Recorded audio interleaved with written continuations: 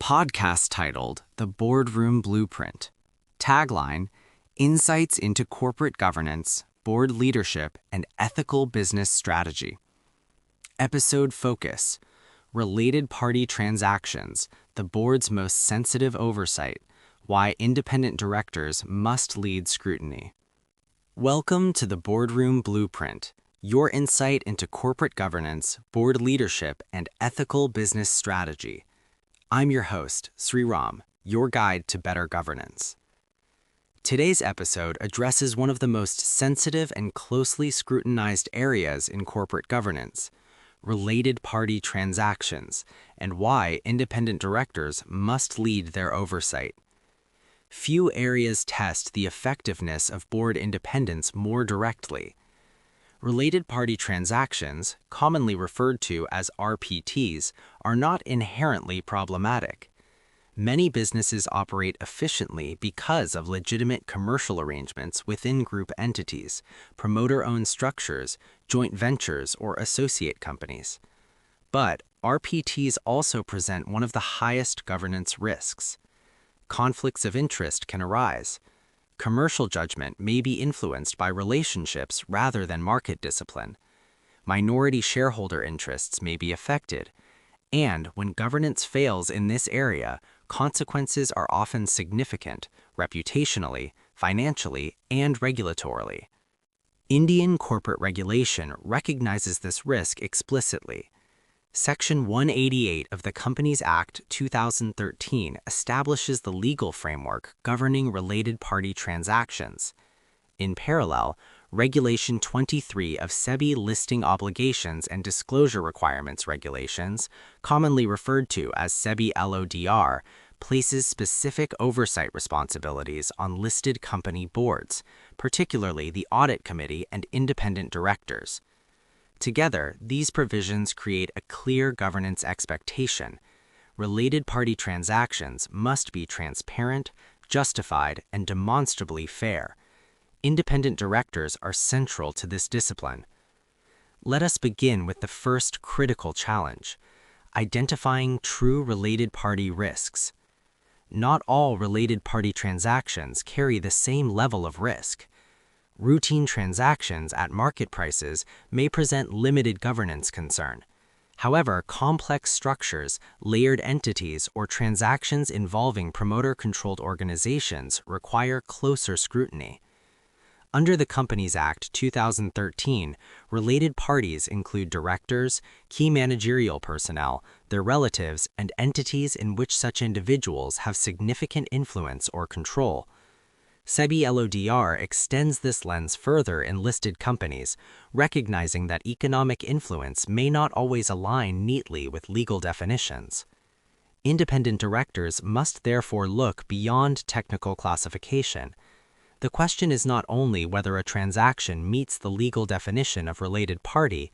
The question is whether a transaction creates the potential for conflict of interest or preferential treatment. Warning signs may include pricing that appears inconsistent with market benchmarks, transactions lacking clear commercial rationale, recurring arrangements benefiting the same counterparties, sudden expansion of transaction volume near reporting periods, complex contractual structures difficult to interpret. Governance effectiveness depends on recognizing substance over form. Audit Committee oversight expectations.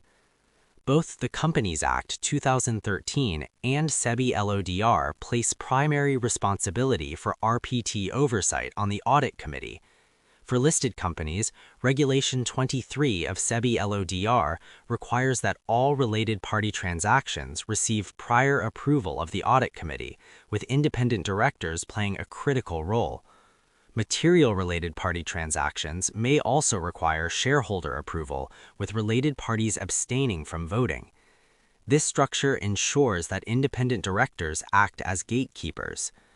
Audit committees must evaluate whether the transaction is necessary, whether it is conducted at arm's length, whether terms are comparable to market standards, and whether the transaction aligns with the company's strategic interests.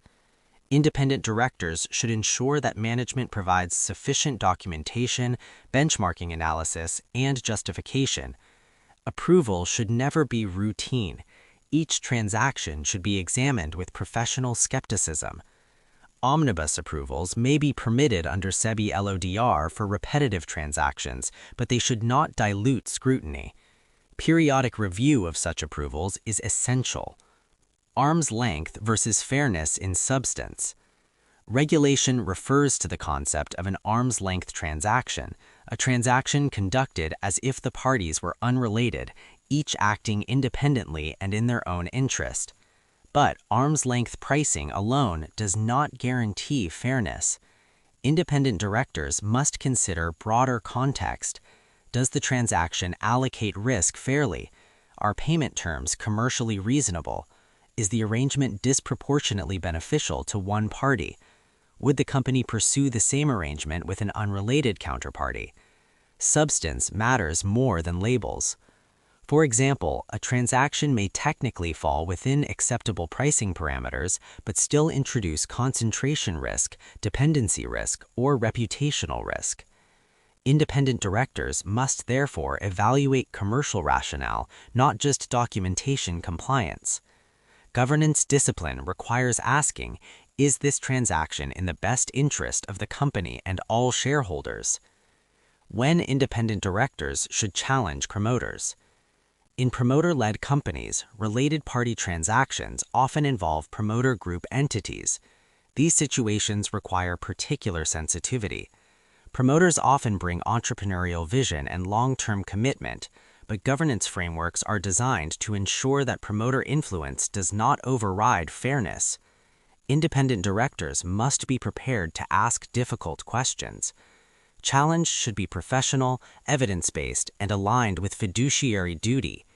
Key questions may include, what is the strategic rationale for this transaction? Were alternative vendors or partners considered? How does pricing compare with market benchmarks? What risks arise from dependence on related entities? How does the transaction impact minority shareholders? Challenge should not be interpreted as mistrust. It is a structural feature of good governance. Strong promoters often welcome credible oversight because it enhances investor confidence. Weak oversight, by contrast, invites regulatory scrutiny.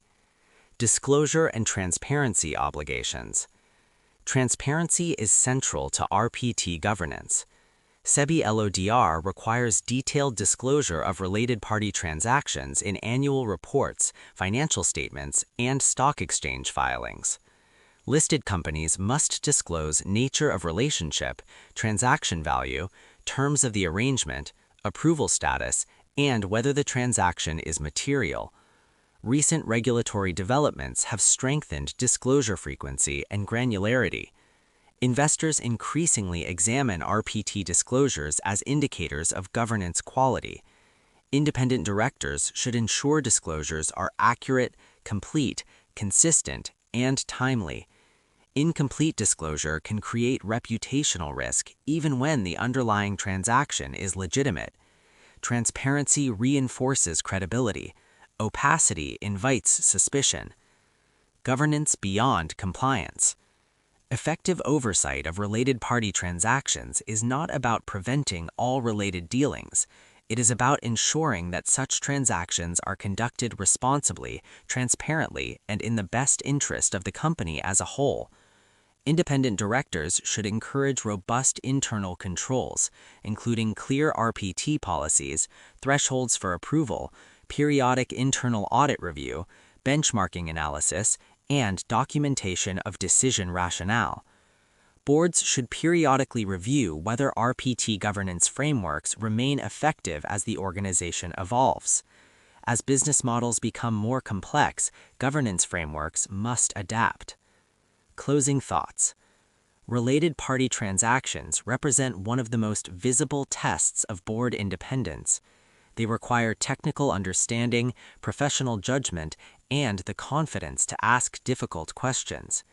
Independent directors play a critical role in ensuring that commercial relationships do not compromise governance integrity. Regulatory frameworks such as the Companies Act 2013 and SEBI LODR provide structure, but structure alone is insufficient. Oversight must be active. Inquiry must be rigorous. Judgment must be independent. When handled well, related party transactions can support legitimate business objectives while maintaining investor trust. When handled poorly, they undermine credibility and invite regulatory action. Ultimately, governance strength is demonstrated most clearly when potential conflicts are addressed transparently and fairly. Because independence is most meaningful when it is exercised where it matters most. Thank you for listening to the Boardroom Blueprint. Lead with integrity and govern with purpose.